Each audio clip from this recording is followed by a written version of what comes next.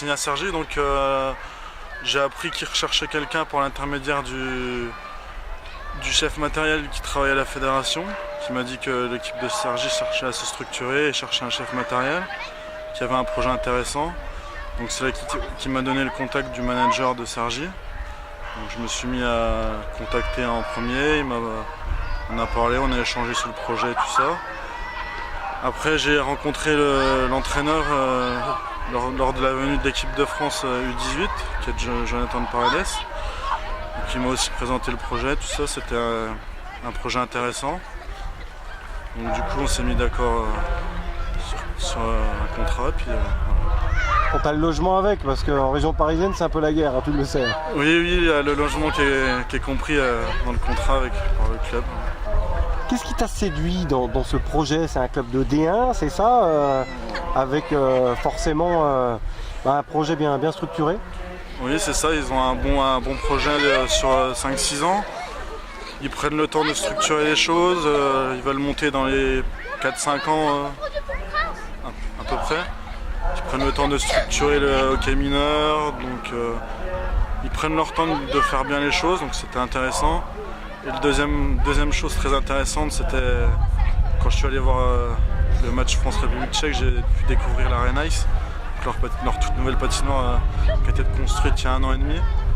Très bel outil de travail, les installations sont incroyables, il y a tout pour bien faire, donc il n'y a plus qu'à monter en Ligue Magnus dans les prochaines années. Alors c'est une patinoire qui peut accueillir combien de personnes? Il me semble que ça peut accueillir, là il y avait 3000 lors du match de l'équipe de France. Donc, ouais, 3000. Après l'équipe de Cergy, je sais qu'ils ont une des meilleures affluences en D1. Ils font 1003-1004 de moyenne. Ils ont fait des matchs à 2000 personnes. Donc ça prend petit à petit. Bon, en D1, ils retrouveront quelle équipe en face? En D1. Il y a Neuilly normalement? Oui, Neuilly, La Roche-sur-Yon, Cholet, Dunkerque, Brest. Il y a Chambéry et Montpellier qui viennent de monter de D2. Il y a toujours Briançon.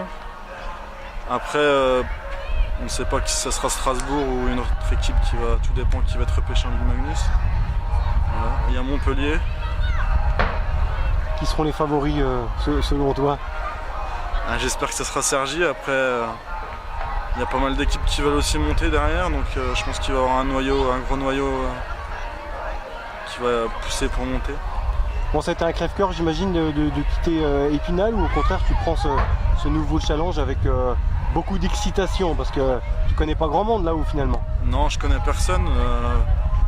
Après oui, c'est sûr que moi le projet à la base c'était de pouvoir rester ici. Le club d'Épinal m'a donné la chance d'avoir mon premier contrat de 3 ans. Moi j'avais pour objectif de rester et de m'installer sur le long terme ici. Après ça fait du bien de partir du cocon familial aussi.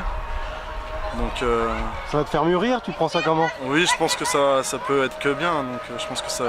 En tout cas, je veux tout mettre les chances de mon côté pour que ça se passe bien et que ça dure. Est-ce que ça peut t'ouvrir des portes? On pense notamment pour un éventuel poste d'intendant en équipe de France, jeune ou autre.